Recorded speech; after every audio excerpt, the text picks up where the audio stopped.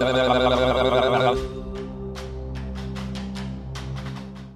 welcome back to the channel. Today we're looking at a beautiful subject, heaven, aka paradise. Are they the same thing? And at the end of your life, when you enter the spirit world, will you enter the pearly gates of heaven itself? So let's take a look at this, and also remembering that this is a vast subject. We can really go on forever here. These teachings, these esoteric teachings, are based on the Tibetan Book of the Dead, the Egyptian Book of the Dead, and obviously the ancient Maya teaching. And the ancient Maya, the entire culture revolved around spirituality, revolved around entering the spirit world so that they would remain the same kind of being that they were in the spirit world while on earth.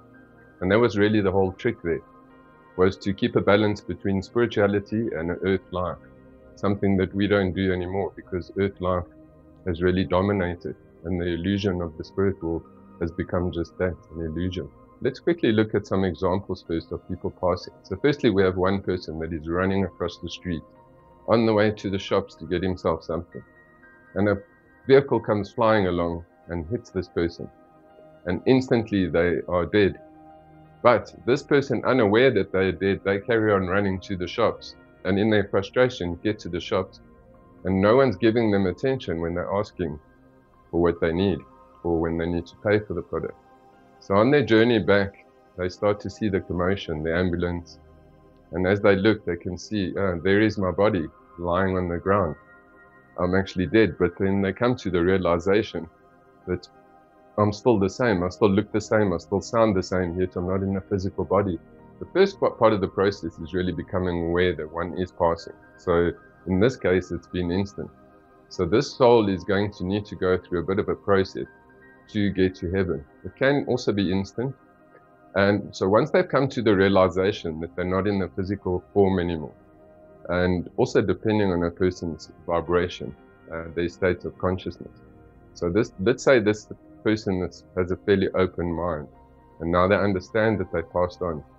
So there may be an inner calling from their own soul to do a prayer. Just through that prayer, that can lift them into the light of heaven, and also to call on the masters, or your spirit guides, or your group soul, that will guide you through the rest of the journey of where you need to go. And remember, you don't move around in a slow way like you do in a physical form. You can move around with the speed of thought, because you're no longer limited to the simulation of earth. You're a free spirit. And this is also really what spiritual development is about. It's about freeing your soul, freeing your consciousness while still on earth. That all those fears are removed and that you can fulfill what you've come to fulfill while on earth. Let's look at the natural process of death, where someone is actually dying and they're in a bed. So there's a whole science behind this as well, but just to look at it briefly. So when you're actually passing and you're taking your last breaths, so when you are slipping through into the spirit world and back into your body, but not actually passing, what happens is a light will appear above your head. Let's say about 20-30 centimeters above your head. It's a portal. It's the white light portal that takes you straight to heaven. So this is the dawning of the first light. And a lot of people that are unaware of it lie in their beds looking at this light, which is a bit of a disappointment, because that's really the gateway straight to heaven. So what happens when this light disappears? Well, God always gives us another chance. There will be a dawning of a second light. So you will see this huge vortex of light, this beautiful phosphorus shimmering white light that is opening for your soul. And yes, it is a higher frequency. So it might take a bit of time to adjust to it. So if you're able to let go of your thoughts, your emotions, those algorithms, those things that hold us back, and you allow yourself to be free, you can just let go of your body, let go of all thought processes and enter straight into that light. And welcome to heaven. It's as easy as that. Let us also remember that all souls will eventually enter heaven, no matter what process they go through in the afterlife. Eventually, we all get to heaven. The darker souls stay in heaven for a short period as possible, and then they reincarnate as quickly as possible. The older souls, depending on the root race, which root race you're from, you're able to stay in the spirit world for hundreds and hundreds of years, even longer if you wish, and choose a particular time when things are right on earth where you want to incarnate to be able to fulfill the work that you need to do. So there are these variations. As I said, it's a really, really big subject. So what happens when you enter heaven? So let us say you've been through your purification process, or you've been in a state where you've allowed your consciousness to enter that vibration of perfection. And heaven is one of the higher astral planes. It's the place of rest. So when we enter heaven, this is the place that we start to remember not only who we are, but all the people that we've known, all the family members, all the friends, not just from the life that you're now leaving behind, but from all your hundreds and hundreds and hundreds of lives on earth. And you don't need to meet everyone all at the same time. There's a process of how it happens. At the end of the day, we can see there is no such thing as death, because your soul is immortal. And God is a God of love, and you will find yourself back in heaven at some point. And how long you stay in there, well, that depends on your soul's evolutionary process. Heaven is a really beautiful place. And the currency of heaven is divine love and an understanding and compassion and all the good attributes of the soul. This is where it really counts in heaven. So if you have none of those qualities, you can find it difficult to function in such a place of perfection. Not only are we going to meet all the souls that we thought we lost to death, but you're going to meet your true self and your own higher consciousness, where you're able to understand the inner workings of your own soul and its connection to God, to the hierarchy, and to really all of life, knowing that you're really just an expression of God Himself. Like earth, heaven is vast within itself. And there are miraculous things. There are so many things, and heaven itself is a huge subject that's really impossible to just give over a few minutes here.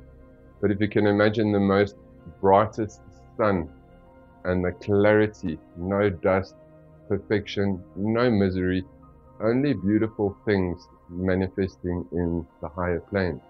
Heaven itself, like hell, is also an illusion.